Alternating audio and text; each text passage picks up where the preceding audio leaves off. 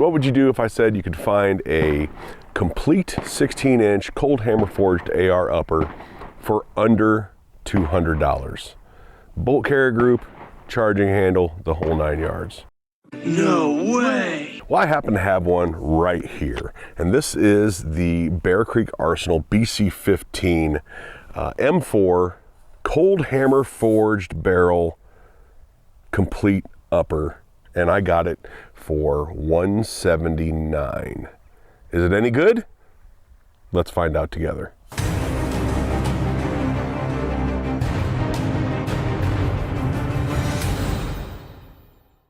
All right, for the YouTube censors out there, I mentioned prices right in the very, very beginning, which is a massive no-no, apparently.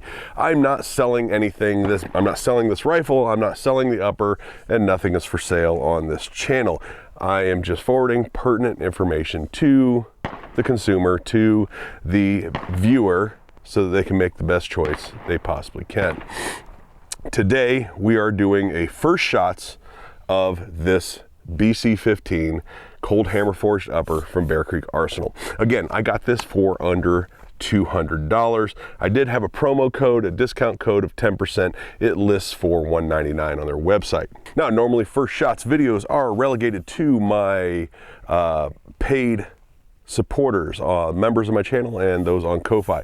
But the internet is so untrusting of reviews and YouTube personalities anymore, and partially for good reason, that I wanted to do these first shots today. I did buy this with my own money. I do have a small relationship with Bear Creek Arsenal, being that I've purchased many things from them before. They did send me their BC9, their bufferless 9mm PCC that I just recently did a review on, and I purchased this one. I am an affiliate of theirs, so any codes that I do give you, any links that I do give me a slight kickback. Outside of that, no relationship whatsoever. And again, I purchased this with my own money, so there's that. So a quick rundown of it. It has their spiral flash hider brake device on the front that I actually sort of like. It has a M4 cold hammer forged 4150 chrome molybdenum barrel, carbine gas system, this nice low profile slim handguard that a lot of companies have been doing lately, a forged upper with all mil-spec internals, mil-spec charging handle, and the Bear Creek Arsenal mil-spec bolt carrier group. And I topped it off with this Gideon 1-10 LPVO and put it on this Anderson lower that I have. This has been a very proven lower, complete lower that I built a year or two ago and have many rounds on. So again, this is first shots. I've done nothing to this upper with the exception of checking for barrel obstruction and oiling it and cycling it a few times, hand cycling it a few times. I want to say first and foremost that a lot of times when it comes to these budget ARs, any budget AR really, you have a grit, like something that you pull the charging handle back and go, this definitely needs broken, right? This doesn't have that. Right away, I'm impressed with how smooth and how nice this cycles by hand. But cycling by hand is only part of the story. Let's put some rounds in it right away. All right, so I would love to put you on the other side of me, but the sun is right there and we'll just black out everything in the camera. So this is, I'm not sure exactly what ammo it is. I know it's 223, but I don't know the brand right off the top of my head. It just says 223 Remington on the head stamp, but it is 223, chambered, fully chambered, just fine. I've not zeroed this scope or anything, so I don't know where it's going to hit, but I'm just going to shoot into the backstop, into the mountainside right now.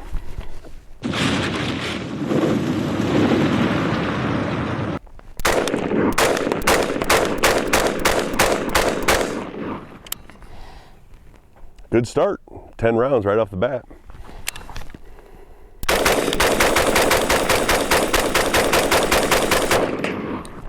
All right, that's first shots. So far, so good.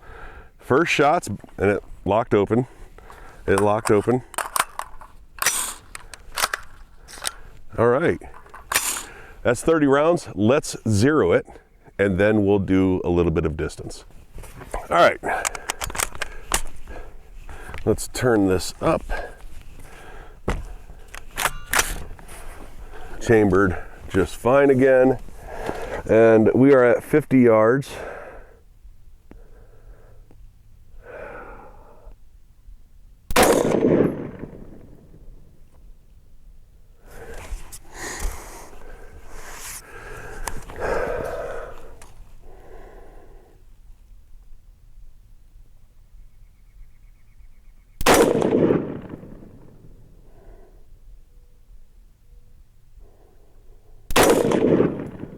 All right, so it is about 4 inches, 5 inches left, 2 inches high.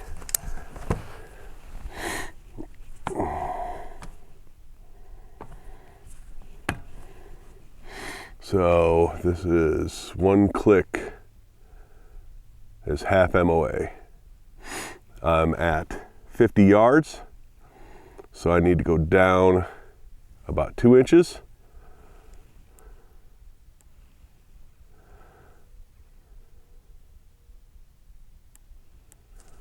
All right, and I need to go right.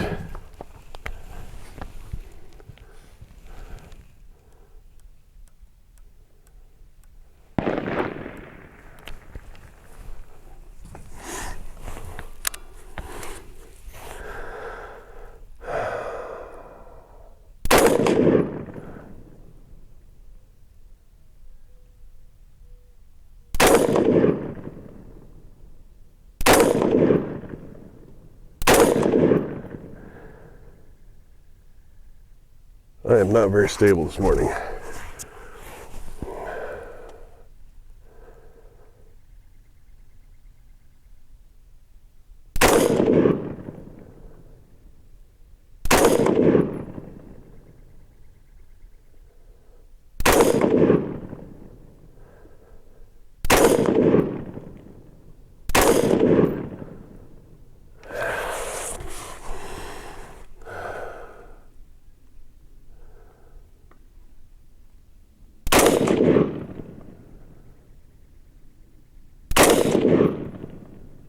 Okay, it needs to go up just a little bit.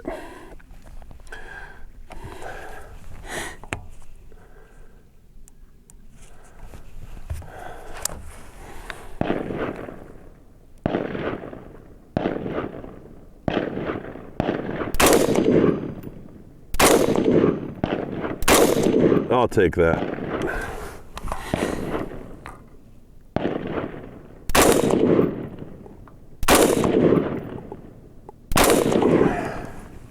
All right, I have a steel plate down there at about 70 yards.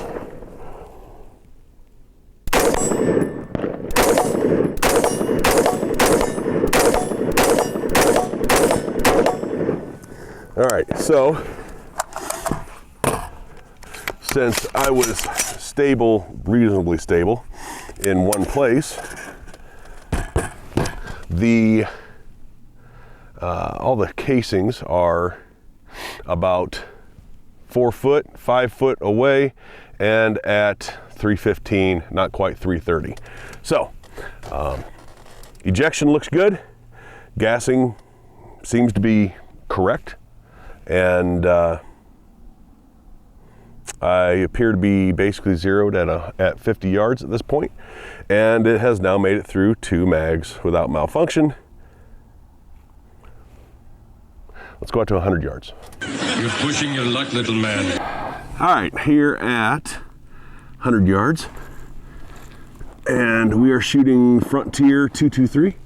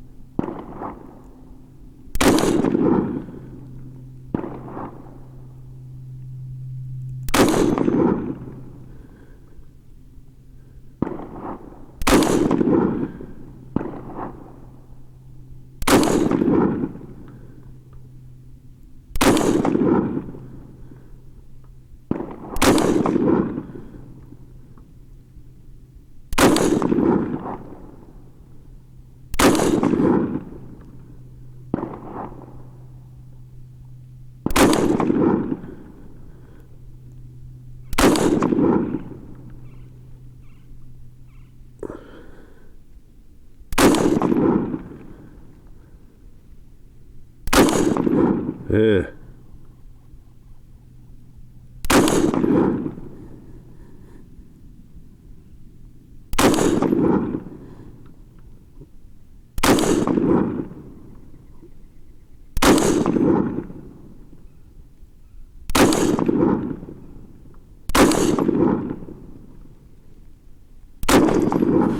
All right, that was 20 rounds.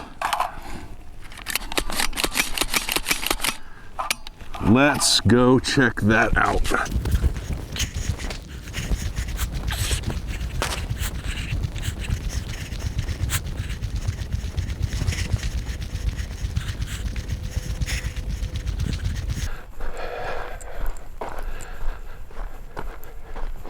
Okay, so let's check this out.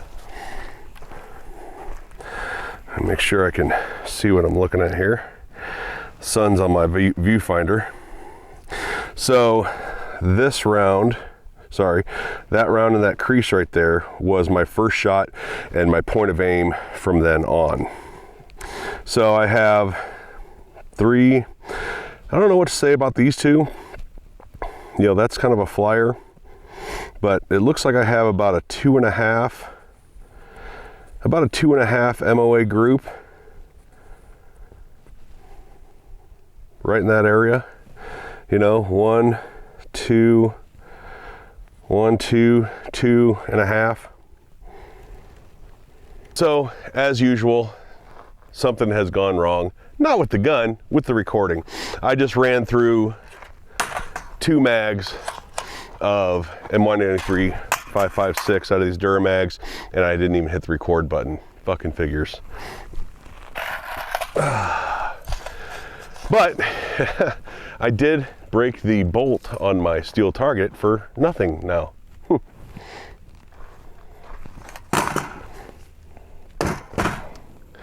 right, so let's load up 2 or 3 more mags and see how those run. All right, so I've got 60 rounds loaded up, 20 in each mag. This first one is AAC 5.56, 55 grain. I didn't have any steel case with me, so I picked the next worst ammo that I have. Let's try 20 rounds of this. And I am recording, yes.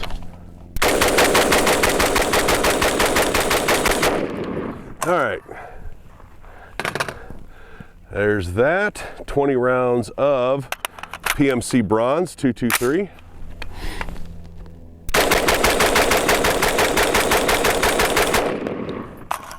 And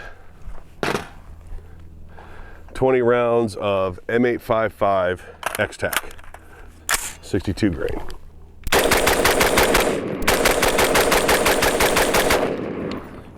All right. I would say she's performing pretty darn well. And it was incredible the way it worked. Now, before I get finished with this, the handguard did come loose.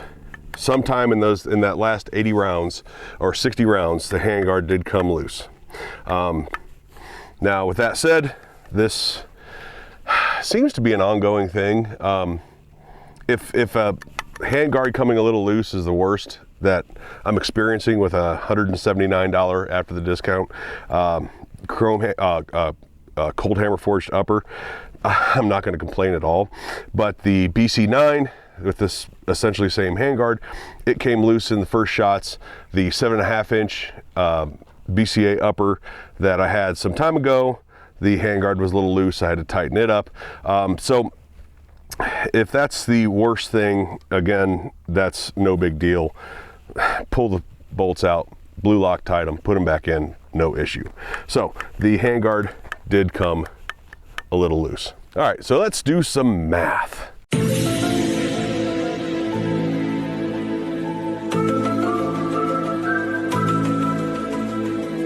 I need my fingers for this. So we had 30 on the very first mag. I had 2 30s that were unfortunately off camera because my dumbass forgot to press record out of the 2 of M193 90. So another 20 that was when I was prone zeroing. So that's 110 plus another 60, which is 170 rounds. I want to make it an even 200. Let's load 30 more up.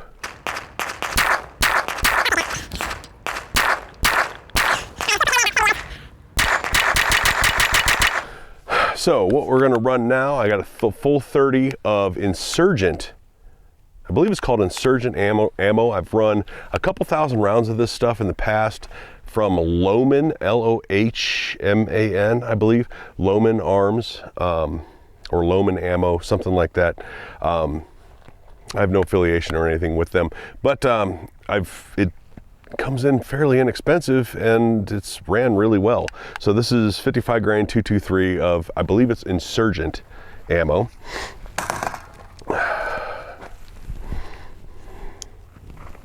I have not tightened the forend up yet, but let's go ahead and make this an even 200.